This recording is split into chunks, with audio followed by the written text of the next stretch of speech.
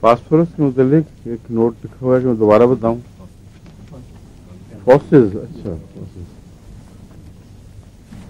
صرف فاسز کی بات نہیں ہوئی تھی، الیکٹرولائٹ سالٹس جو ہیں ان کی بات ہوئی تھی. آج یہ نوٹ لکھا ہوا ہے کہ کسی نے خواہش کا اظہار کیا کہ کل جو میں فاسز کی بات کر رہا تھا آج اس کے متعلق پھر بات کروں. کچھ انسانی جسم میں جو محلول ہے ایک خون، اس کے اندر ہی پھرتا ہے، خون کے ذرے بھی اسی کے اندر ہوتے ہیں، اور وہی محلول ہے جس کے اندر بہت سے ایسے نمکیات ہیں جو کلیوں میں جاتے ہیں، پھر وہاں کچھ تبدیلیاں پیدا ہوتی ہیں، پھر وہ واپس آتے ہیں. میٹھا بھی اسی میں رہتا ہے، اسی محلول میں، اور وائٹ کارپسلز اور بہت سے ایسے دفاعی ذرات جو جسم کے ہیں وہ سب اسی محلول کے ذریعے چلتے ہیں. یہ خون کی نالیاں اور اس کے علاوہ بھی پانی ہیں جسم کے اندر، سیپس ہیں بہت سے، ان کے اندر اللہ تعالیٰ نے 12 نمکیات ایک خاص مقدار میں معلق کر دی ہیں. یا معلق تو خون کے ذرے ہوتے ہیں، اس کو معلق نہیں، حل کر دی ہیں. تو حل شدہ چیز کو معلق نہیں کہا جاتا، بلکہ معلق اس چیز کو کہتے ہیں جس کے ذرے کسی چیز میں حل نہ ہوئے ہوں اور لٹکے ہوئے ہوں. تو یہ حل ہو کر ایک جان، ایک محلول بن گیا ہے. مثلا نمک کو پانی میں گھول دیں تو یہ معلق نہیں ہوگا، میٹھے کو پانی میں گھول دیں تو یہ معلق نہیں ہوگا، لیکن مٹی کے ذرے بعض دفعہ معلق ہو جاتے ہیں، دودھ کے ذرے معلق ہوتے ہیں، کبھی وہ شفاف نہیں رہتا، دودھ میلا سا رنگ ہو جاتا ہے، اور اس کے خون کے ذرے معلق ہوتے ہیں. تو یہ فرق ہے. جو میں بات کر رہا تھا وہ محلول ہے، اس میں 12 قسم کے نمک ہیں جو حل ہوئے ہیں، اور ان کا ہر وقت ایک توازن قائم رہتا ہے. اگر صحت مند آدمی ہو تو جب بھی وہ ٹیسٹ کروائے گا، کسی عمر کا بھی بچہ ہو یا بڑا ہو، اس کا ایک ہی ہمیشہ توازن نظر آئے گا. جتنا کالی پوٹیشیم فاسفیٹ ہونی چاہیے اس کے، اور جتنے سوڈیم کلورائڈ ہونا ہے، نمک کالی میں سوڈیم نیٹرم میور کہتے ہیں جس کو، اتنا ہی ہوگا. اس طرح کیلکیریا فاس بھی ہے، اس میں نیٹرم سلف بھی ہے، نیٹرم میور کے علاوہ کالی میور بھی ہے، فیرم فاس بھی ہے، میک فاس ہے. تو یہ سارے نمکیات ہیں جو اس کے اندر ہر وقت ایک خاص مقدار میں گھلے رہتے ہیں. جب بیماریاں آتی ہیں تو بعض دفعہ بیماری کے اثر سے کسی ایک نمک کی ضرورت زیادہ محسوس ہو جاتی ہے اور جسم اس کو زیادہ استعمال کر جاتا ہے، اور نارملی ہوتا رہتا ہے، مگر اتنا ہی پھر جسم اور اس کو مہیا بھی کر دیتا ہے.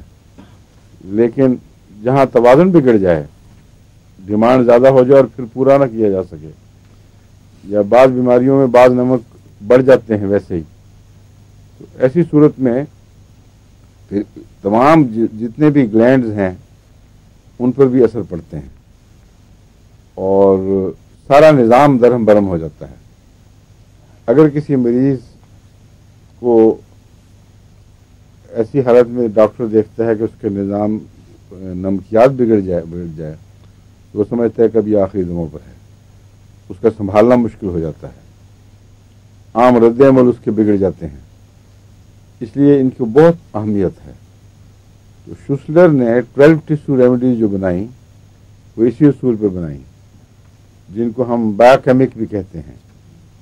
تو اس نے کہا بایا میں نے زندگی، اور کیمسٹری سے کیمک نکالا. تو اس نے کہا جو زندگی نے کیمسٹری مقرر کی ہے اسی میں تمام بیماریوں کا حل ہونا چاہیے. ایک دعویٰ تھا جو ضروری نہیں کہ صحیح ہو، مگر کچھ نہ کچھ فائدہ اس کا ضرور پہنچا، چنانچہ پھر دنیا میں رواج پا گیا علاج. اور اس پر بعض لوگ تو اسپیشلائز کرتے ہیں، وہ صرف 12 ٹیشوز میں ہی رہتے ہیں اور ہر بیماری کا علاج اس سے کرنے کی کوشش کرتے ہیں. مگر بہرحال یہ ایک الگ بحث ہے. میں کل یہ بتا رہا تھا کہ بعض ڈاکٹر چھوٹے بچوں کو ٹونک کے طور پر کبھی 5 فاسز دے دیتے ہیں، کبھی اور چیزیں ایسی بنا لیتے ہیں جن کو وہ تجارت کی غرض سے اچھے اچھے نام دے کر بیچتے ہیں. اور عام انسان ہیں یعنی لوگ، ان کو تو ان تفاصیل کا علم نہیں. انہوں نے یہ سن رکھا ہے کہ ہومیوپیتھک معصوم دوا ہے، اس کا کوئی بد اثر نہیں ہوتا، اور جب وہ دیتے ہیں تو بچہ تھوڑے دنوں میں ہی اچھے آثار ظاہر کرتا ہے، موٹا تازہ ہونے لگ جاتا ہے، اس کا رنگ بہتر ہو جاتا ہے. تو پھر وہ دبا کے دیتے چلے جاتے ہیں اور ارد گرد مشہور کرتے جاتے ہیں کہ اگر کسی کا بچہ کمزور ہے تو فلاں ڈاکٹر سے جا کے فلاں نسخہ لے آئے. اور ڈاکٹروں کو تو خیر کمائی ہو جاتی ہے، لیکن کچھ دیر کے بعد ایسے بچے جن کو بہت زیادہ دے دیا جائے ان کا الیکٹرولائٹ بگڑنے لگتا ہے. اور جب الیکٹرولائٹ بگڑتا ہے تو ایسے کیسز میں نے کئی بچے ایسے دیکھے ہیں جن کو بلڈ کینسر ہو گیا اور پھر وہ سنبھلے نہیں. اس لیے ایک تو یہ کینسر کا خطرہ، اس کے علاوہ بعض خطرات ہیں جو بہت گہرے ہیں مگر انسان کو پتہ بھی نہیں لگتا کہ کیا ہو رہا ہے. ایک ایسا کیس تھا جس میں وہ ایلوپیتھک ڈاکٹر تھے خود، انہوں نے کالی فاس اپنے لیے استعمال کرنی شروع کی، اور ان کو چونکہ پتہ نہیں تھا کہ اس کا فلسفہ کیا ہے اور اس میں کیا احتیاط چاہیے، انہوں نے کئی مہینے مسلسل کالی فاس کھائی، اور اس کے بعد ان کی ایسی بعض علامتیں ظاہر ہوئیں کہ جس پہ ان کو فکر پیدا ہوئی. انہوں نے جو بلڈ کیمسٹری کروائی تو پتہ لگا کہ کالی فاس عام مقدار سے 5 یا 6 گنا زیادہ تھی. باقی سارے نمکیات کا توازن درست، اور کالی فاس کا بگڑ کر بہت زیادہ ہو گیا. اور کالی فاس اگر ایک حد سے زیادہ ہو جائے، مثلا 7 گنا ہو جائے یا اس سے کچھ اوپر، تو اس کے نتیجے میں بعض دفعہ اچانک موت واقع ہو جاتی ہے. یعنی بغیر کسی وجہ کے، بغیر کسی ظاہری بیماری کے وہ ایک دم مریض فوت ہو جائے گا، کیونکہ یہ ایسا سالٹ ہے جس کا بجلی کے اندرونی نظام سے بھی گہرا تعلق ہے. انسانی جسم کے اندر مختلف طاقت کی بجلیاں بھی بن رہی ہیں، اور وہ بجلیاں ہیں جن کے ذریعے مختلف اعضاء کو بعض احکام مسلسل مل رہے ہیں. اب دل کو ہر منٹ میں 72 دفعہ نارمل یا اس کے کم و بیش دماغ سے ایک لہر آتی ہے بجلی کی، وہ 1 سیکنڈ سے کچھ کم عرصے میں بار بار آتی ہے، اور مسلز کے اوپر جب وہ بجلی کی کرنٹ پڑتی ہے تو مسلز سکڑتے ہیں اور اس طرح دل دھڑکتا ہے. اب ہم سمجھتے ہیں کہ دل خود بخود یوں ہی دھڑک رہا ہے، حالانکہ ہر دھڑکن کے ساتھ پہلے اس کو ایک کہیں سے حکم آ رہا ہے بجلی کا. اب وہ بجلی کا پیدا ہونا بھی ان نمکیات سے کچھ تعلق رکھتا ہے. تو اگر یہ لہریں، بجلی کی لہریں اپنا وقت بدل دیں تو سڈن ہارٹ فیل ہو سکتا ہے. اور اس میں ایک خطرناک چیز یہ پیدا ہوتی ہے، بعض دفعہ ایکسٹرا سسٹلی کہتے ہیں اس کو. ایکسٹرا سسٹلی کہتے ہیں دل کی ایسی بیماری میں جس میں اس لہر کے علاوہ جو بجلی کی لہر آ رہی ہے ایک لو وولٹیج پہ جو دل کی دھڑکن کی ذمہ دار ہے، دل کے مسلز میں سے بھی ایک لہر بن اٹھتی ہے بجلی کی، اور وہ ایک زائد دھڑکن پیدا کر دیتی ہے. مثلا نارمل اگر بیٹ ہے 1 2 3 4، تو 1 2 3 تو 1 2 3 اس طرح بدلے گی اس کے ردم کو، اور ایک زائد کہیں بیچ میں داخل ہو جائے گی. جب تک وہ بیچ میں کہیں ہے اس کا ایسا خطرہ نہیں، مگر مریض کو گھبراہٹ ہوتی ہے ویسے. لیکن اگر وہ قدرتی بیٹ جو ہے دل کی، جس کو دماغ سے آرڈر مل رہا ہے، اس کے ساتھ اکٹھی ہو جائے، جس طرح لیزر ایفیکٹ سے غیر معمولی طاقت پیدا ہو جاتی ہے لہر میں، وہ اتنا صدمہ پہنچتا ہے دل کو اچانک کہ وہ ہارٹ فیل ہو جاتا ہے. تو ایکسٹرا سسٹلیز میں یہ خطرہ ہے کہ ایکسٹرا سسٹلیز نارمل جو دل کی حرکتیں ہیں، لہریں ہیں بجلی کی، ان کے ساتھ کوئنسائڈ نہ کر جائیں، ان کے ساتھ یہ ایک بیک وقت اکٹھی نہ ہو جائیں. تو یہ جو کالیفاس وغیرہ ہیں یہ اس پہ اثر انداز ہوتے ہیں. اور ہارٹ فیل کی وجہ سے اس وجہ سے ہو یا کچھ، لیکن یہ ہمیں علم ہے کہ کالیفاس کی اگر مقدار خون میں بڑھ جائے تو ایسا مریض اچانک بغیر کسی بیماری کے ظاہر کیے مر سکتا ہے. تو وہ چونکہ ڈاکٹر تھے جن کی میں بات کر رہا ہوں، انہوں نے فوری طور پر کنسلٹ کیا تو ان کو کسی نے مشورہ یہی دیا کہ آپ کالیفاس فوراً وڈرا کر دیں، کمپلیٹلی اومٹ کر دیں اب، اور پھر ٹیسٹ کروائیں. تو انہوں نے کالیفاس کھانی بند کی، تو تقریباً 15-20 دن یا مہینے کے اندر جو ٹیسٹ کروایا اس میں بالکل نارمل ہو چکا تھا. کوئی اور علاج نہیں کیا گیا. اور غالباً اس کا میرے پاس اب ایلوپیتھی میں کوئی علاج ہوتا بھی نہیں الیکٹرولائٹ بگڑنے کا. ہوتا یہ صرف وہی جیسے حضور فرمایا کہ وہ کم کرتے ہیں کہ ڈائیورٹک سے زیادہ ہو جاتا ہے. ہاں وہ یہ کہتے ہیں مثلا کہ سالٹ ہے، مثال کے طور پر ٹیبل سالٹ اگر بہت زیادہ کوئی کھائے تو کہتے ہیں کہ اور اس کا نمک بڑھ گیا ہو خون کے اندر تو اس کا ٹیبل سالٹ کھانا بند کر دیں گے ڈاکٹر. یہی ہوتا ہے نا. لیکن اب جو نیا ان کا ہے رجحان وہ کچھ اس بارے میں بدلا ہے. پہلے یہ کہا کرتے تھے کہ بلڈ پریشر کی وجہ زیادہ نمک کھانا بھی ہے. اب جو لیٹسٹ تحقیق ہوئی ہے اس سے پتہ چلا ہے کہ یہ غلط ہے.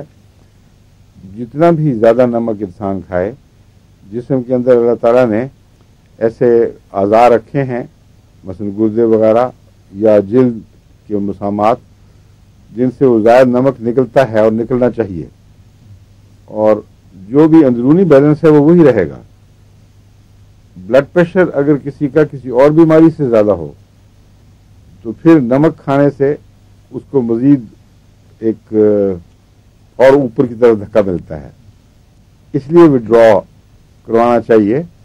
لیکن نمک بذات خود بلڈ پریشر کی یا اس کے الیکٹرولائٹ میں اس کا بیلنس بگڑنے کی وجہ نہیں ہے.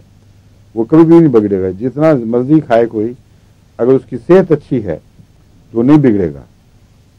اب جو بڑی مقدار میں نمک دینا اور اس کو وڈرا کرنا تو سمجھ آ جاتی ہے، لیکن میں یہ کل بتا رہا تھا کہ کالیفاس جتنی دیر بھی انسان مرضی کھائے، اس کے کھانے سے کالیفاس کی اصل مقدار خون میں نہیں بڑھ سکتی. اس کی وجہ یہ ہے کہ میں آپ کو 6x میں وہ کھاتے تھے. 6x کا مطلب ہے 2.5 2.5 سینکڑا ہزار 10,000 لاکھ 10 لاکھ 10 لاکھواں حصہ ایک گرین کا وہ کھاتے تھے. اور 2 ٹکیاں 3 دفعہ کھائی جائیں تو 6 مہینے میں کیا ہو جائے گا.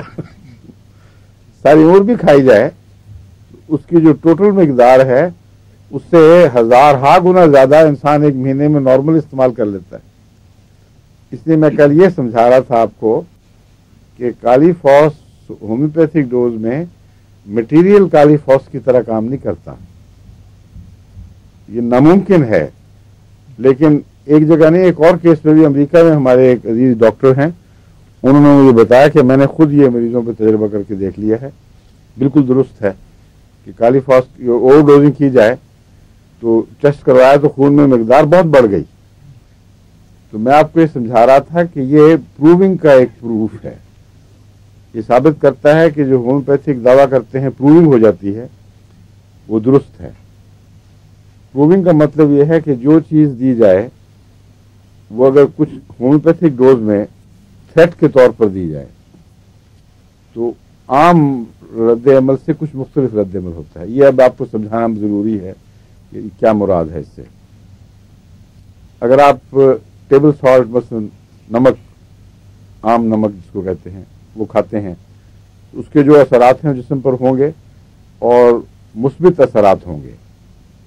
مثبت اثرات سے مراد یہ ہے اگر نمک پانی میں ریٹینشن کا مادہ ہائیگروسکوپک جو ہوتا ہے یہ، اس سے اگر خون میں پانی بڑھ جاتا ہے اور رکاو پیدا ہو جاتا ہے، جگہ جگہ پھلی ورمی پیدا ہو جاتی ہیں، اگر اس کے نتیجے میں بلڈ پریشر بڑھ جاتا ہے، تو یہ نمک کے مثبت اثرات ہیں.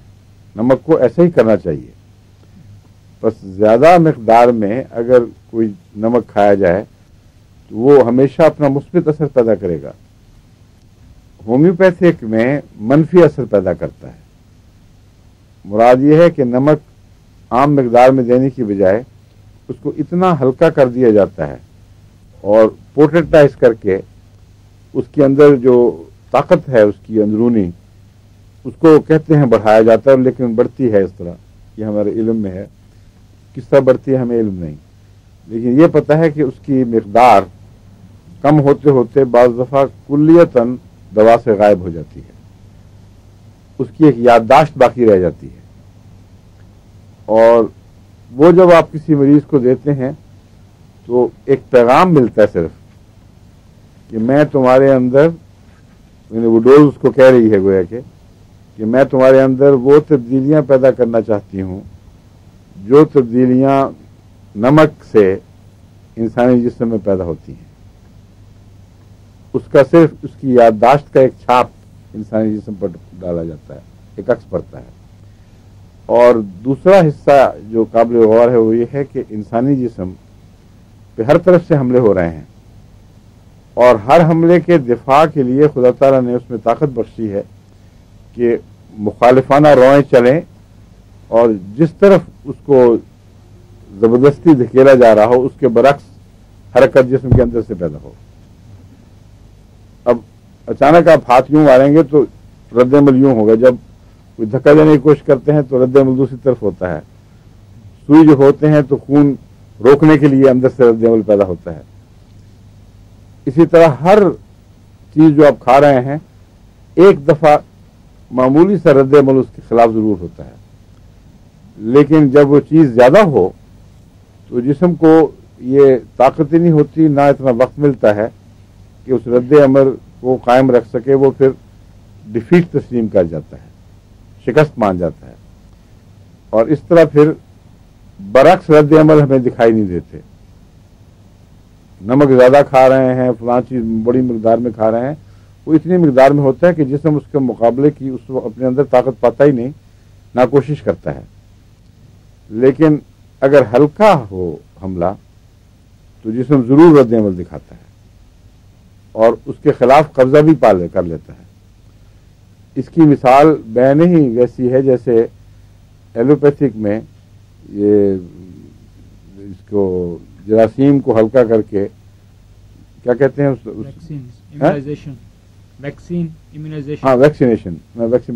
امیونائزیشن تو ٹھیک تھا، میں ویکسینیشن کا لفظ ڈھونڈ رہا تھا. ویکسینیشن کا جو ان کا سسٹم ہے وہ کم و بیش اس سے ملتا جلتا ہے، لیکن بنیادی اصول بالکل ایک ہے جو ہومیوپیتھک کا ہے اور اس کا ہے، اس میں کوئی فرق نہیں. یہ تسلیم شدہ بات ہے کہ بیرونی حملے کے خلاف جسم کو اللہ تعالیٰ نے ہر قسم کے ایسے دفاعی نظام سے مزین فرمایا ہوا ہے کہ اگر وہ حملے کا جواب دینے کے لیے جاگ اٹھے تو دے سکتا ہے. تو جب ویکسینیشن کے کرتے ہیں تو اس طرح کرتے ہیں کہ مثلا چیچک کا مواد لے لیا جس میں کچھ جراثیم زندہ ہیں، کچھ کسی حالت میں ہوں گے، کچھ اس کے ٹاکسینز بھی موجود ہیں. اس کو وہ اس طرح کمزور کر دیتے ہیں جراثیم کو کہ ڈاکٹر اپنی طرف سے یقینی بنا لیتے ہیں کہ یہ جراثیم جسم پر حملہ کر کے اس پر غالب نہیں آ سکیں گے. اب جب وہ غالب نہیں آ سکیں گے تو کیا ہوگا، کیا فائدہ پھر؟ وہ یہ اندازہ لگاتے ہیں، اور بالکل درست بات ہے کہ جب یہ کمزور ہوں گے اور جسم ان کے خلاف رد عمل دکھائے گا. جب ایک دفعہ کامیاب رد عمل جسم دکھا دے تو یہی جراثیم کتنے ہی طاقتور ہو کے جسم میں داخل ہوں پھر اس پہ قبضہ نہیں کر سکیں گے. تو روزمرہ کی حالت میں ہم ایک قسم کی خوابیدہ زندگی بسر کر رہے ہیں. جو کچھ ہم کھا رہے ہیں ان کے خلاف بے وجہ رد عمل نہیں ہو رہے. اور اس میں گہری حکمت یہ ہے کہ اگر ہم یہ نہ ہوتا تو ہم دنیا میں کوئی غذا لے ہی نہیں سکتے تھے. ہر چیز جو جسم سے باہر کی چیز ہے اس کے خلاف رد عمل ہو جاتا. تو اللہ تعالیٰ نے یہ نظام قائم فرمایا کہ جو اچانک حملہ ہو اس میں جسم سویا ہی رہتا ہے, اٹھتا ہی نہیں کبھی. اور جو حملہ بہت خفیف ہو اس کے خلاف اٹھتا ہے, اور ایک دفعہ اٹھ جائے تو پھر سارا نظام متحرک ہو جاتا ہے اور اس کو پتہ چل جاتا ہے کہ کیا حملہ ہے, کس طرف سے ہے, کتنی دفاعی طاقت کی ضرورت ہے, اور وہ جوابی کارروائی میں اس کو ختم کر دیتا ہے. تو بعض ٹاکس اس کی ویکسین ایسی ہیں جو 8-8 سال تک جسم میں رد عمل رکھتی ہیں. اب یہ عجیب بات ہے, 8 سال میں آپ نے پتہ نہیں کیا کیا کچھ کھایا, کچھ اور کئی قسم کے جراثیم ہوئے, بے شمار جسم میں کیمیاوی تبدیلیاں پیدا ہوئیں, لیکن اندر کوئی ایسی چیز ہے جس کی یادداشت نے اس کو محفوظ رکھا ہے, اور دفاعی طاقت جب ضرورت پڑے گی اسی وقت اٹھے گی, اسی وقت اس کا مقابلہ کرے گی. ہومیوپیتھک میں اس بات کے بعض بہت قابل اعتماد ڈاکٹروں نے شہادتیں دی ہیں کہ بعض دفعہ جب سل کے مادے سے صحت مند مریض کو ٹریٹ کیا جائے خاص طریق پر, ہومیوپیتھک طریق پہ, تو پھر ساری عمر اس کو سل نہیں ہوتی. اور جہاں تک خناق کا تعلق ہے اس کے متعلق تو 8-8 سال کی گارنٹی اس کے جو نسخت بنایا جاتا ہے اس سے کہتے ہیں یقینی طور پر آپ حاصل کر سکتے ہیں, کوئی اس کو پھر خطرہ نہیں ہوتا. اور بھی کئی ہیں ایسے دوائیں جن میں تجربے میں آ چکا ہے, ان کی مدتیں بھی انہوں نے طے کر لی ہیں, اور ایلوپیتھی میں بھی ہے. یہ جو نظام دفاع ہے یہ ہے اصل بنیادی چیز جس میں نیٹرمیور نے بھی کام کیا, یا کالیفاس نے بھی کر سکتے ہیں, نیٹرمیور اور کالیفاس بھی. اور اب آتا ہوں میں پروونگ کی طرف. اس بات سے اس طرف ہٹ کر یہ دروازہ کھول کے پوری بات آپ کو اس لیے سمجھانی پڑی کہ ہم میں بہت سے ایسے ہیں جن کو ان چیزوں کا علم نہیں ہے, اور جب تک اندرونی لاجک نہ پیدا ہو, ایک اندرونی منطق انسان کی بتائیں نہ کہ یہ درست باتیں ہیں, اس وقت تک پورا اطمینان نہیں ہو سکتا. اب کالیفاس اتنی تھوڑی مقدار میں کہ 1,00,000واں حصہ, 1,00,000واں تھا زیادہ, 10 لاکھواں, 1 ملین, ایک گرین کا 10 لاکھواں حصہ آپ چاہے 100 سال دیتے ہیں اس میں کچھ بھی نہیں بننا اس کا, اس سے زیادتی کی توقع ہو ہی نہیں سکتی. اس لیے کیا ہوا ہے, وہ ہوا یہ ہے کہ جب اس کو ہلکی مقدار میں دیا تو جسم نے رد عمل دکھایا, گویا وہ بیرونی حملہ سمجھ کر, جسم کو تو پتہ چل جاتا ہے اندر سے کہ ایک حملہ ہو رہا ہے لیکن کمزور حملہ ہے, اس نے اس کے خلاف رد عمل دکھایا اور کالیفاس کم کر دیا. یعنی پہلا جو رد عمل ہے صحت مند ہے وہ یہ ہے کہ کالیفاس کے بد اثرات کو مٹائے گا, اور اگر کالیفاس جسم میں زیادہ ہوگی تو اس کو وہ جسم کم کر دے گا, کیونکہ باہر سے اس کو پیغام ملا کہ کالیفاس بڑھانے لگے ہیں ہم تمہاری, کالیفاس سے جو چیزیں پیدا ہوتی ہیں وہ سب ہم تمہیں پیدا کرنے لگے ہیں. لیکن کمزور پیغام ہے, اتنی ہلکی ہو چکی ہے کالیفاس باہر سے جو گئی ہے کہ ایک گرین کا 10 لاکھواں حصہ ہے. تو یہ قطعی بات ہے کہ جسم پر وہ اپنا مثبت اثر قائم نہیں کر سکتی. جب نہیں کر سکتی تو رد عمل اس کے خلاف جو ہے وہ جو باتیں پیدا کرنا چاہتی ہے اس کے ایگزیکٹلی اپوزٹ پیدا کرے گا. ان صفات کے علاوہ ایک چیز جو ہر مادہ جسم میں داخل ہو کر کرنا چاہتا ہے وہ ظاہر ہے اپنی مقدار بڑھانا چاہتا ہے, تو اس کی مقدار کے خلاف بھی ایک رد عمل پیدا ہوتا ہے. پروونگ اس بات کو کہتے ہیں کہ اگر تھوڑی مقدار میں, جس طرح ہومیوپیتھی کا طریق ہے, ایک پیغام دے کر دوسرا تیسرا جلدی دو تو نظام دفاع اچانک کام چھوڑ دے گا. پھر اس کو جو بار بار چوٹیں ملتی ہیں ایسے اس کے اعصاب ٹوٹتے ہیں بیچارے کے کہ وہ پھر اس کے خلاف رد عمل کرنے کی بجائے جو یہ کرنا چاہتا ہے ویسی شکلیں دکھانے شروع کر دیتے ہیں اندر. تو بار بار کی مداخلت نظام دفاع کے ساتھ نظام دفاع کو بگاڑتی ہے یا وہ مقابلہ کرنے کے بجائے اس اثر کو قبول کرنے لگ جاتا ہے، پھر خواہ وہ کتنا معمولی اثر ہو. اس کو پروونگ کہتے ہیں. اور ہنیمن نے پروونگ کے ذریعے یہ ثابت کیا کہ یہ جو بد اثر ظاہر ہوتا ہے یہ پرماننٹ نہیں ہوتا. اگر زیادہ مقدار میں مثلا کسی کو افیم دی جائے تو اس کا جو اثر ہے وہ مثبت اثر ہے افیم کا، وہ مار بھی دے گی، اس کو علامتیں بھی ظاہر کرے گی اور مار بھی دے گی.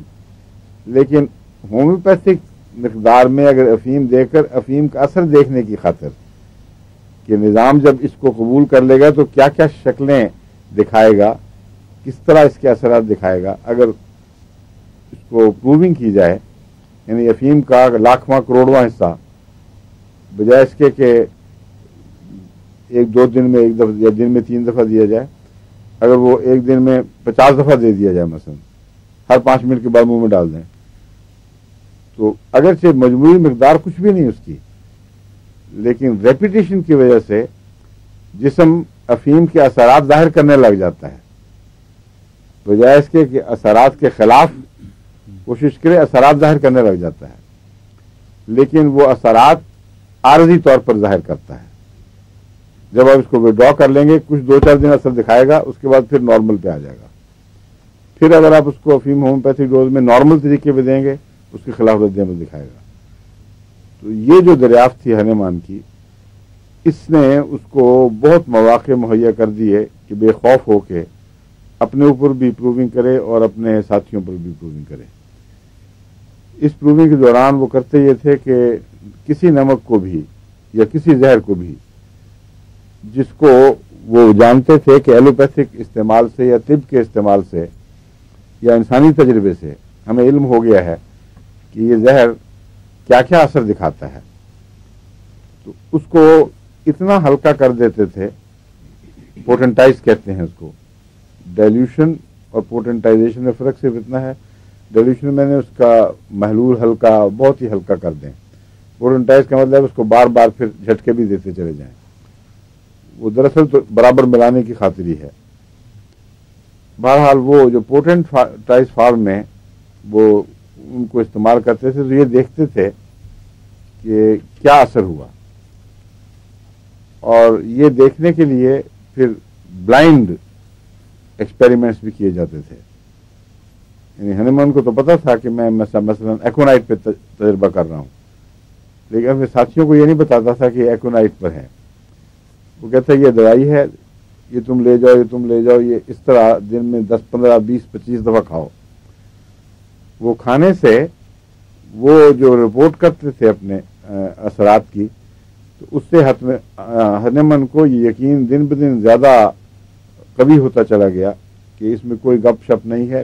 میں نے ہی سائنٹیفک طریقے پر یہ بات ثابت ہو گئی ہے کہ جسم کو ہلکی سے ہلکی ڈوز کا حملہ بھی محسوس ہوتا ہے، اور جس کا ہمارا کانشیس دماغ، یعنی وہ دماغ جو بیدار مغزی سے چیزوں کو دیکھ رہا ہے، محسوس کر رہا ہے، اس کا تصور بھی نہیں کر سکتا. اس کا اندر کوئی نظام احساس ایسا خدا نے بنایا ہوا ہے کہ وہ سب کچھ معلوم کر لیتا ہے کہ مجھے کیا دیا جا رہا ہے. بس نمک جو 1 گرین میں کسی کو کھلایا جائے، وہ بھی جسم کو پتا ہے کہ مجھے کیا دیا جا رہا ہے، وہ اس کا مثبت اثر دکھاتا ہے.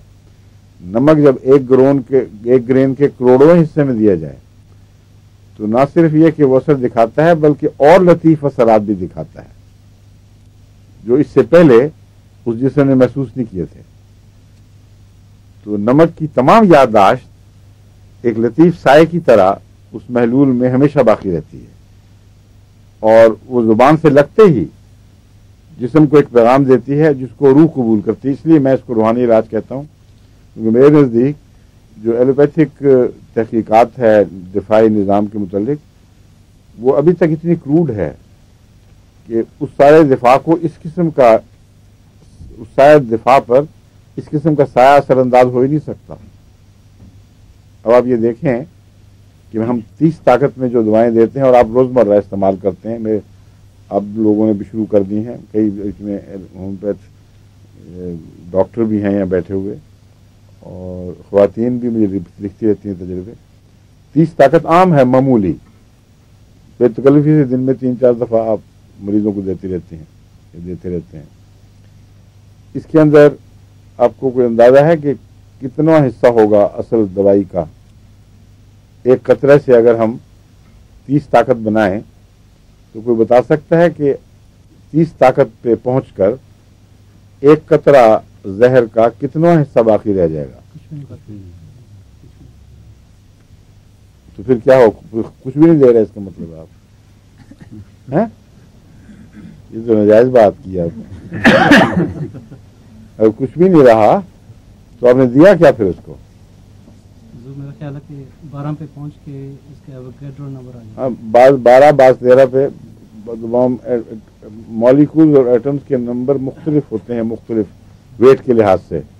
اس لیے یہ نہیں کہا جا سکتا کہ 12 پوٹینسی پہ پہنچ کے کوئی 13 پہ ختم ہو جائے گا، کوئی 14 پہ ختم ہو جائے گا.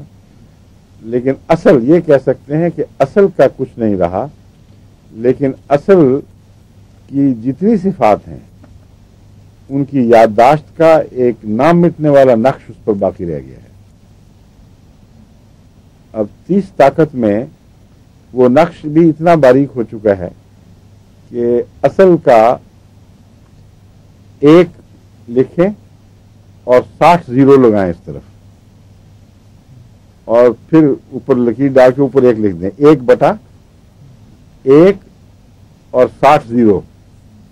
یہ جو بھی ہندسہ بنتا ہے اتنا حصہ اس میں دوائی کا اثر یا اس کی یادداشت باقی رہنی چاہیے. اب بتائیے کوئی پڑھ سکتا ہے ہندسہ؟ شروع کریں جی گننا، شروع کریں مبشر. 100 1000 لاکھ آئے شروع کریں نا گنتی. انگلش میں ہی انگلش ہی کر دیں، منظور ہے. اس کو رکھ لیں، مائکرو فون کو اپنے سامنے کر لیں. 100 سے شروع کریں. 100 1000 10,000 100,000 1 million. یہ 6 ہو گیا. 6 ہو گیا. 6 پوٹینسی. لکھتے جاؤ نا نیچے، لکھتے جاؤ اور بولتے جاؤ. 110 millionth 100 نہیں، یہ جو ہم کریں یہ ایکس کے ساتھ ہے نا جی، ہم سی کے ساتھ کریں گے پھر. نہیں آپ کو اس سے بحث کوئی نہیں، میں نے تو کہا تھا ویسے بتاؤ. 100 1000 لاکھ کروڑ 10 کی ضرورت نہیں ہے. جو گنتیاں ہماری ہیں وہ 2 صفروں پہ جو اردو میں بڑھتی ہیں اور انگریزی میں 3 اور پھر 6 کے حساب سے بڑھتی ہیں، اس حساب سے آپ آخری گنتی آپ کی کیا ہے؟ ٹریلین ہے. عام طور پر نہیں، نونیلین ہوتی ہے. نونیلین جی. بلین کے بعد ٹریلین آتا ہے جی. ٹریلین کے بعد نونیلین آتا ہے. جی. اس کے کتنے زیرو ہیں یہ بس یہ بتا دیں آپ. اب یہ مجھے 1 بلین 1 ارب ہوتا ہے. 10 لاکھ. ہیں 1 million 10 lakh. Billion billion billion 1 ارب ہوتا ہے. 1 ارب میں کتنے صفرے ہیں؟ دیکھیں 10 لاکھ میں 1 لاکھ میں 6 صفرے ہوتے ہیں. 5 صفرے ہوتے ہیں 1 لاکھ میں. ہاں 5. 1 ملین میں 6 صفرے اور 1 بلین میں 9 صفرے. 1000 ملین کا 1 بلین ہوتا ہے نا. 9 صفرے بن گئے کیوں جی؟ یہ 9 بن گئے. اور ٹریلین میں 6 اور ڈال دیں، 15 ہو گئے.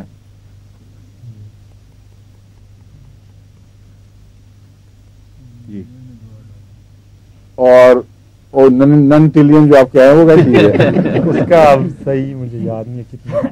اس میں 6 ہی لگیں گے ہر جی بڑے اسٹیپ میں. ان کے 3 اور 3 6 اضافہ ہوتے ہیں صرف. تو 15 اور 6 21 ہو گئے. ہاں اس کے بعد کوئی حرف یاد ہے آپ کو؟ یاد تھیں جتنی دعائیں صرف درباں ہو گئیں. وہی مثال ہے غالب کی کہ ابھی تو ہم 19 پہ پہنچے ہیں تو ہماری ساری گنتیاں ختم ہو گئی ہیں اور 30 کی طرف ابھی کافی قدم باقی ہیں. تو اس دوا میں ہوگا کیا جس کی یادداشت ہی اتنی پھیکی پڑ چکی ہے کہ انسانی گنتی ختم ہو گئی اور ہم بیان نہیں کر سکتے کہ وہ کتنی پتلی یادداشت ہے. اور اثر اتنا یقینی، ایسا قطعی کہ کوئی انسان ذرا سی بھی اس میں دیانت ہو تو یہ انکار نہیں کر سکتا کہ اس نے اثر دکھایا ہے. اور 200 کی گنتی یاد ہے کہ مبشر تمہیں 200 پوٹینسی عام روزمرہ میں ہم دے رہے ہیں. اس کا مطلب ہے کہ 1/1 لکھ کر 400 صفریں لکھ دیں اس کے اس طرف، اور اس کو پڑھنے کی کوشش کریں کیا حرف. اور جب 1000 کہتے ہیں تو 2000 صفریں لکھنے پڑیں گے.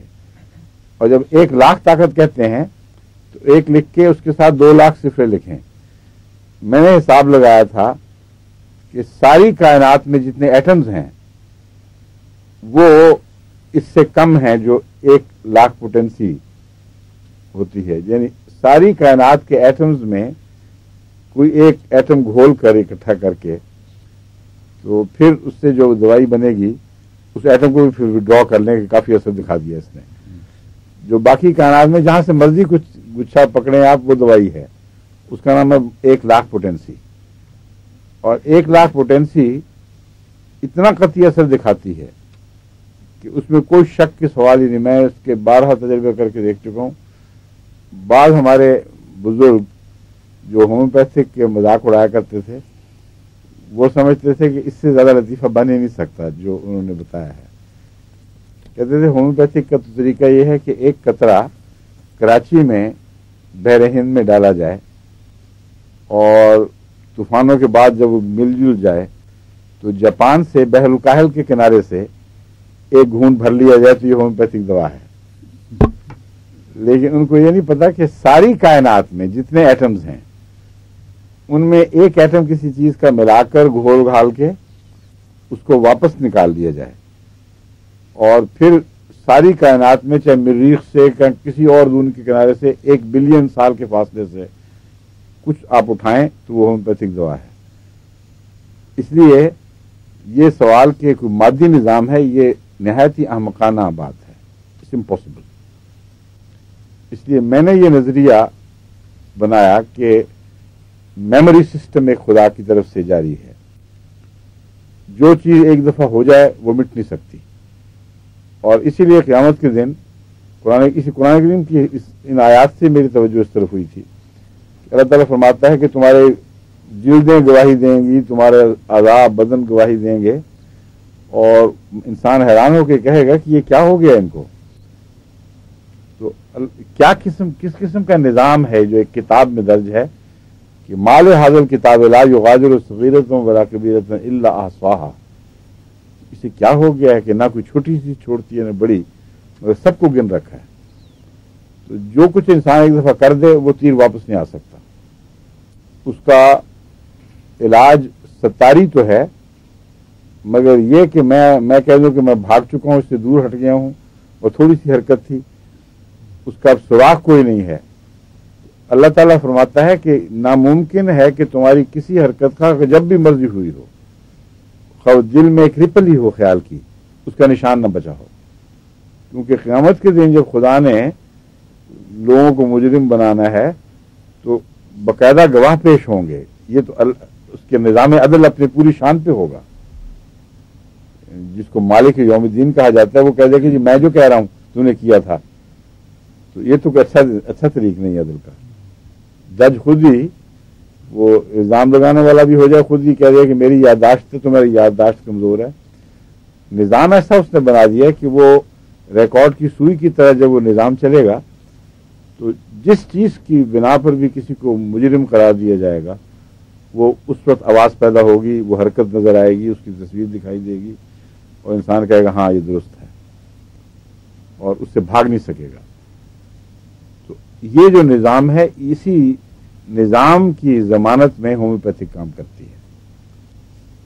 جو چیز بھی آپ ایک دفعہ کسی محلول میں ملا دیں اس کے اثرات اس کے اندر کسی نہ کسی زبان میں کسی نہ کسی عکس کی صورت میں رہتے چلے جائیں گے جہاں تک کہ اس کو پھینکے جب دوبارہ اور پانی ڈالیں گے پھر رہیں گے، پھر اسی طرح ہوتے چلے جائیں گے۔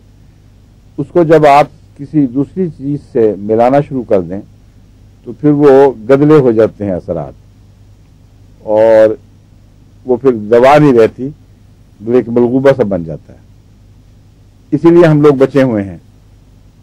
ایک طرف خدا کے نظام نے کروڈ فارم میں جو ہم کھاتے ہیں ان کا دفاع ہمیں یوں دے دیا کہ نظام تو ہے موجود، لیکن اچانک وہ بہت زیادہ حملے کی وجہ سے جواب دے جاتا ہے۔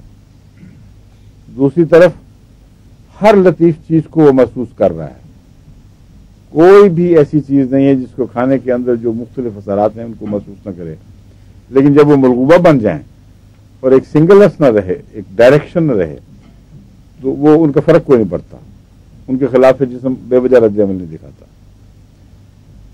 رد عمل دکھانے کے لیے ایک اور چیز ضروری ہے، اسی لیے وہ یہ سمجھنا ضروری ہے کہ کام کیوں کرتا ہے یہ سب کچھ نظام۔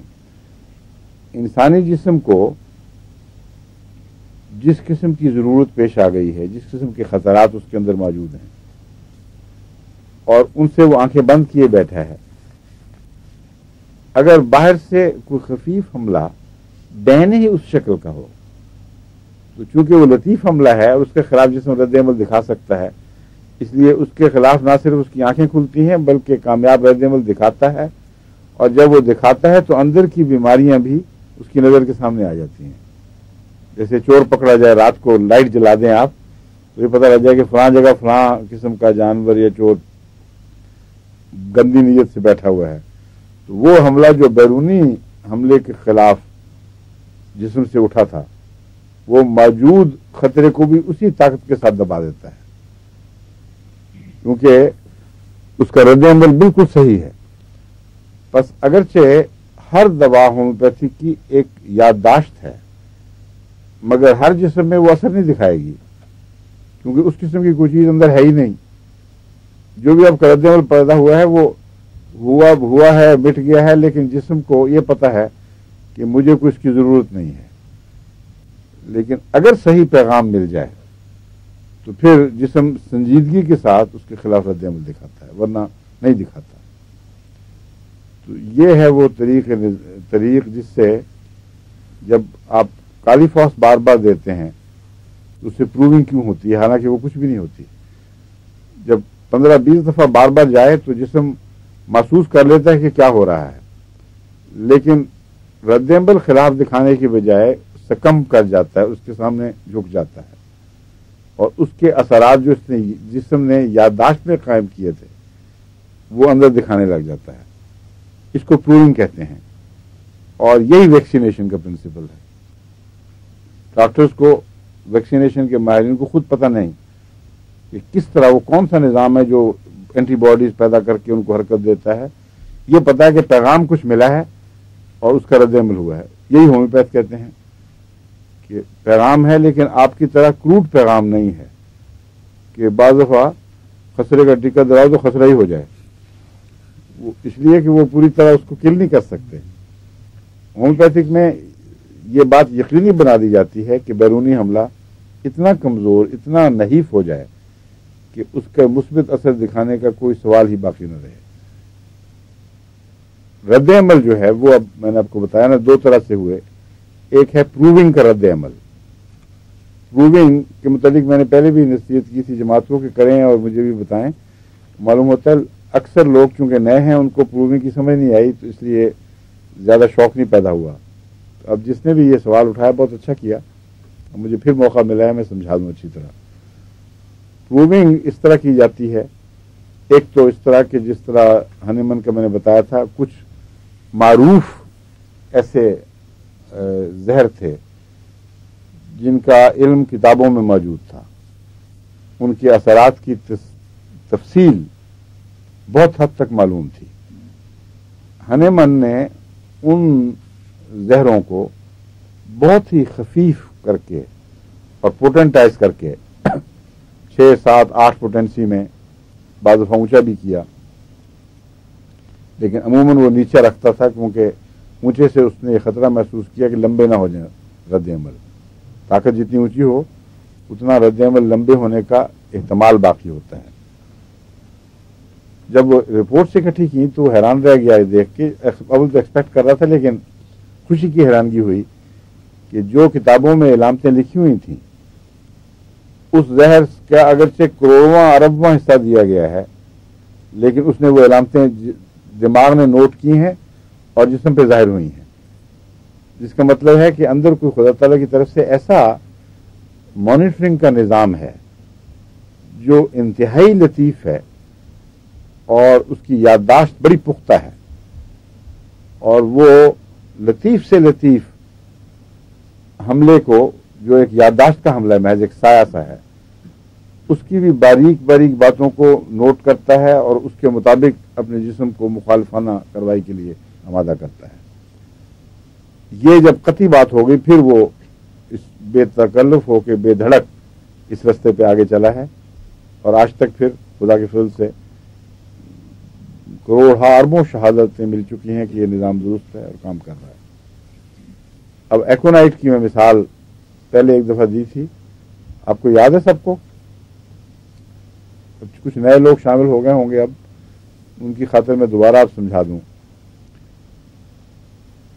کالی فاس کی مثال جو ہے وہ ذرا نسبتاً زیادہ کمپلیکیٹڈ ہو جائے گی، تو میں آپ کو پڑھا بھی چکا ہوں پہلے. ایکونائٹ کی مثال لیتا ہوں.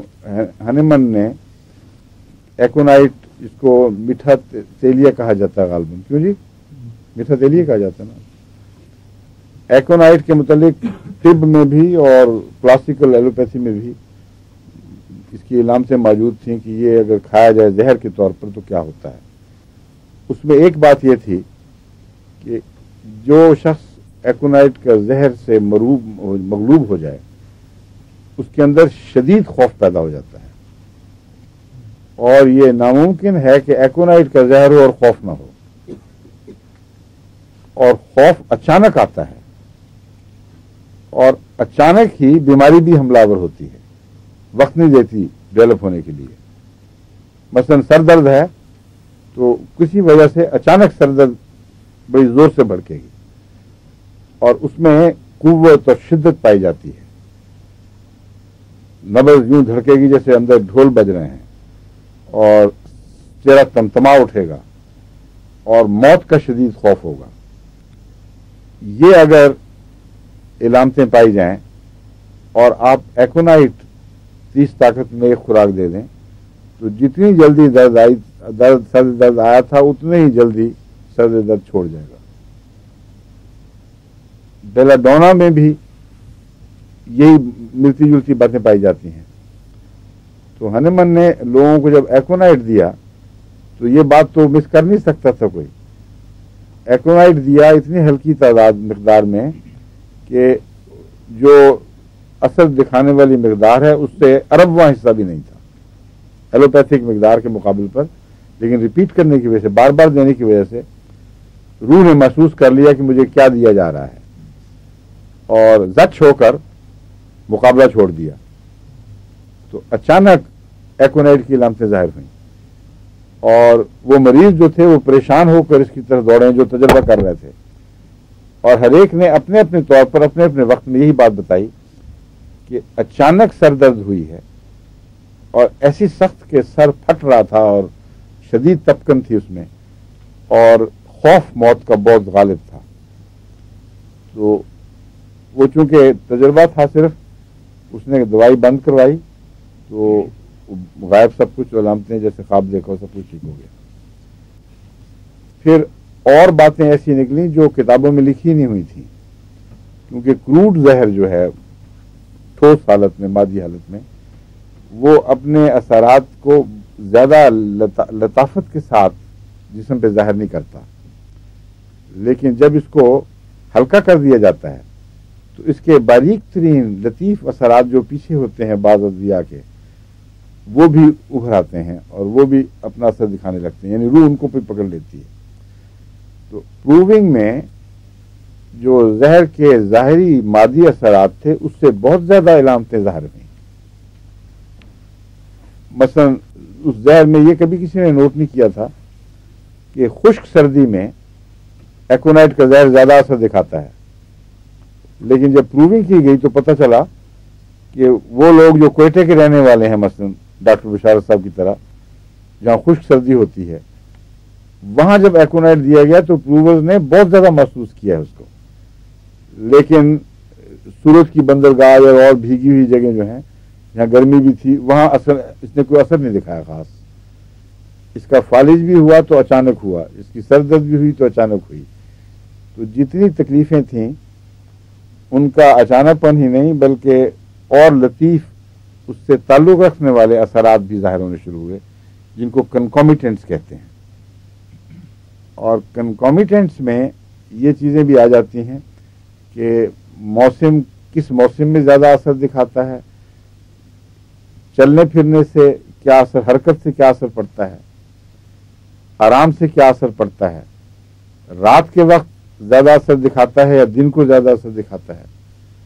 اب آرسنک اندھیرے سے اور زیادہ بھڑک اٹھتا ہے اور رات کے وقت زیادہ اثر دکھاتا ہے، لیکن 12 بجے سے بھی اس کا تعلق ہے. سورج جب نصف النہار پہ ہو یا بالکل اپنی طرف زمین میں ایگزیکٹلی اپوزٹ سائڈ پہ ہو، اس وقت آرسنک کو اثر دکھاتا ہے، جس کا مطلب یہ ہے کہ سورج کی پوزیشن اثر انداز ہو رہی ہے. اور وہ باریک اثرات جو کبھی بھی آرسنک کے مریضوں نے محسوس نہیں کیے تھے، جن کو پوائزن دیا گیا تھا، وہ ہومیوپیتھک پریورنگ نے دکھا دیے، کیونکہ اتنے لطیف اثرات تھے جو عام کروڈ فارم میں کسی انسان کو نظر آ ہی نہیں سکتے تھے. روح نے محسوس کیا ہے اور روح ان لطیف اثرات سے واقف ہے. یہاں تک کہ بعض دفعہ جب جن کو الرجی ہوتی ہے موسم کے بدلنے کی، ابھی بجلی کے کڑکے بننے میں 1 دن 2 دن پڑے ہوتے ہیں اور کوئی باریک سے باریک لطیف سے لطیف آلہ بھی بجلی کے تموج کو محسوس نہیں کر رہا، لیکن جن کو بجلی کے تموج سے دمہ ہونا ہوتا ہے ان کو 1-2 دن پہلے ہی شروع ہو جاتا ہے. اور بعض ایسے اتنے پختہ ہوتے ہیں اس بات میں کہ جن ڈاکٹروں کو پتہ ہو کہ یہ اس سے یہ علامت ظاہر ہوتی ہے، ان کو پتہ کہ اب موسم بگڑا ہی بگڑا اور کر کے آئیں گے ابھی بجلی کے. تو وہ کیا چیز ہے جو محسوس کرتی ہے؟ وہی روحانی بات ہے. لازماً روح ہے جو مادے سے بالا اور مادے کے ساتھ معلق بھی ہے، اور باریک ترین اثرات جو بھی پیدا ہوں اس سے نظر سے غائب ہو ہی نہیں سکتے. سب اثرات کو دیکھتی ہے، قبول کرتی ہے یا ان کے خلاف رد عمل دکھاتی ہے. تو آرسنک کی وہ علامتیں بھی آنی شروع ہو گئیں پروونگ کے ذریعے کہ 12 بجے کے دن ہو یا 12 بجے رات ہو، اس کے بعد 1-2 گھنٹے ایسے ہیں جن میں آرسنک اپنا اثر خوب زور سے دکھائے گا. اور پوٹیشیم کارب یعنی کالی کارب پہ جب تجربے کیے گئے تو پتہ چلا کہ رات کو 3-4 بجے وہ زیادہ بھڑکتی ہے. تو وقتوں کا بھی ریکارڈ کر لیا گیا، حرکت اور سکون کا بھی ریکارڈ کر لیا گیا، خشک موسم اور تر موسم کا بھی ریکارڈ کر لیا گیا. تر موسم گرم ہے یا تر موسم ٹھنڈا ہے، خشک موسم گرم ہے یا خشک موسم ٹھنڈا ہے، بہار کے دن ہیں یا خزاں کے دن ہیں، یہ ساری باتیں. اور پہاڑی علاقہ ہے یا سمندر کا علاقہ، سمندر کے قریب کا علاقہ ہے یا سمندر سے دور کا علاقہ ہے، اس میں اتنا اثر پڑتا ہے کہ اب نیٹرم ویو جو ہے اس کی تکلیفیں سمندر کے جب آپ قریب جائیں گے تو بڑھیں گی. جس مریض کی تکلیفیں سمندر کے قریب جانے سے بڑھیں، اس کو نیٹرم ویو فائدہ پہنچا سکتا ہے اگر اس کی علامتیں ملتی ہیں. بعض ہیں جن کو سمندر سے دور جانے میں تکلیفیں ہوتی ہیں اور ان کی دوائی اور ہے، وہ برومیم، کیونکہ برومیم ہی ہے نا، ہاں، اس میں اس کے اپوزٹ پایا جاتا ہے نیٹرم ویو کے. تو مجھے یاد ہے یہی 2-3 سال کی بات ہے، ایک مریض کا مجھے پاکستان سے خط آیا کہ شدید دمہ ہے. جب میں کراچی کا رہنے والا ہوں اور جب تک میں کراچی میں رہا ہوں مجھے کوئی تکلیف نہیں ہوئی، اور اب میں آیا ہوں پنجاب میں تو یہ خشک ہے اور یہاں مجھے دمہ ہو گیا. اور اس نے نوٹ کیا تھا کہ 1-2 دفعہ اور بھی ایسے ہو چکا ہے.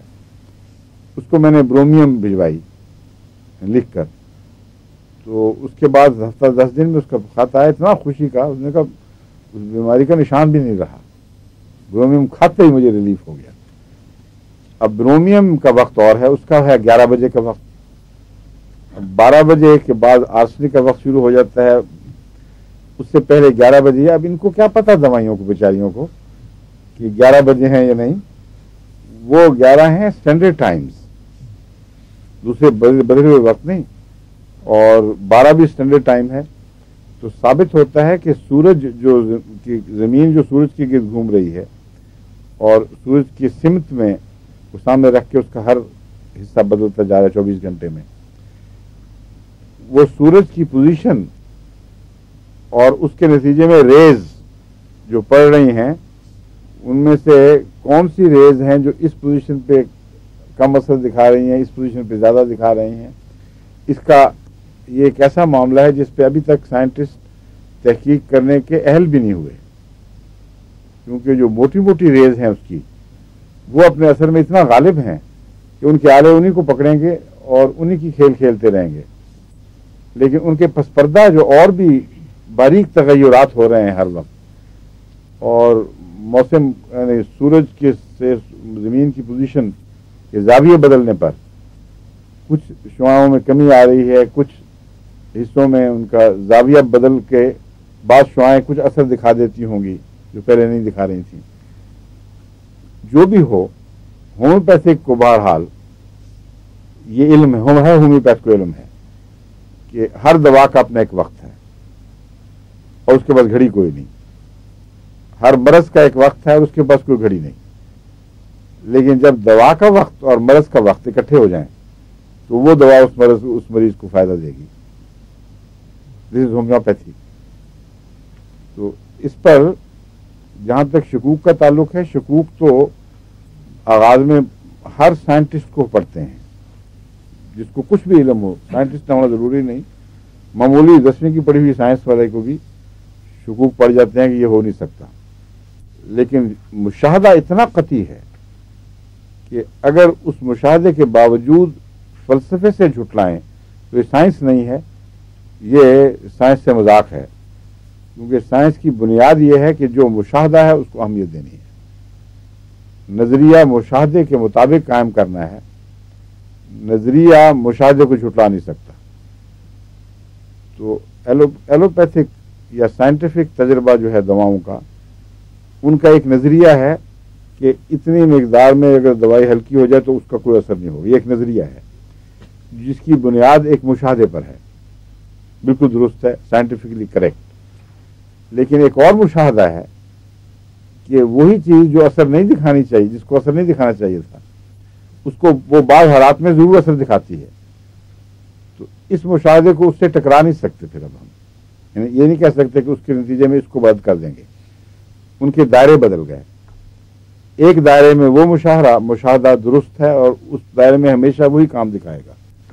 لیکن ایک نیا دائرہ ابھرا ہے جس میں ایک اور مشاہدہ درست ہے. یہ جو ہومیوپیتھک کا ایٹیچیوڈ ہے, یہ ایک ایسا ہے جس کو سائنسدان عموماً پہلے نہیں سمجھ سکتے تھے. لیکن اب جو انسرٹنٹی پرنسپل ہے, اور بور وغیرہ نے جو اس کے نتیجے میں کوانٹم سائنس کو ایجاد کی ہے, وہ بین ہی اس کے حق میں ایک ثبوت ہے. کہ ہومیوپیتھ ٹھیک کہتے تھے کہ ایک دائرے میں ایک مشاہدہ کام کر رہا ہے, اس کے نتیجے میں دوسرا مشاہدہ رد نہیں ہو سکتا خواہ اس سے متصادم ہی دکھائی دے, کیونکہ اس کا دائرہ کار مختلف ہے. بس اب وہ کوانٹم فلسفے کے مطابق جو آپ کا ڈائنامکس کا فلسفہ اور اس کے نیوٹن کے زمانے کی فلسفی گریویٹیشن وغیرہ کے اوپر جو تھی, اور حرکتیں جب آپس میں متصادم ہوں تو کیا ہونا چاہیے, ریزلٹنٹ کیا نکلنی چاہیے وغیرہ وغیرہ, یہ ساری باتیں ایٹم کے سب ایٹامک حصے میں جو کچھ ہو رہا ہے اس پر اثر انداز نہیں ہوتے. یہ قانون حالانکہ لاجیکل قانون ہے. کچھ اور دنیا ان کی ہے قوانین کی, ان کے مطابق آپ کریں تو آپ کی کیلکولیشن درست ثابت ہوتی ہیں, اور ان قوانین کو اس دائرے سے باہر نکالیں تو بے اثر ہو جاتے ہیں. باہر کے قوانین اندر جا کے بے اثر ہو جاتے ہیں. تو اس لیے اللہ تعالیٰ نے جو یہ فرمایا ہے کہ لا یحیطون بشیء من علمہ الا بما شاء، اس کے مزید سے مزید شواہد ہمارے سامنے آ رہے ہیں کہ اتنی حیرت انگیز کائنات اور اتنی اس کی کنوں کے اندر اور کنوں نکلتی چلی جاتی ہے کہ انسان بالکل مختل ہو جاتا ہے. اس کی طاقت نہیں ہے کہ خدا کی کائنات کو عبور حاصل کر سکے، کسی ایک ذرے پر بھی عبور حاصل کر سکے. یہ تو آج کا لیکچر جس نے بھی سوال کیا تھا کسی عمومی بحث میں ختم ہو گیا ہے، کیونکہ اب انگلی اٹھ رہی ہے ان کی. کیوں جی؟ وقت ہو گیا؟ اچھا جی، السلام علیکم، خدا حافظ.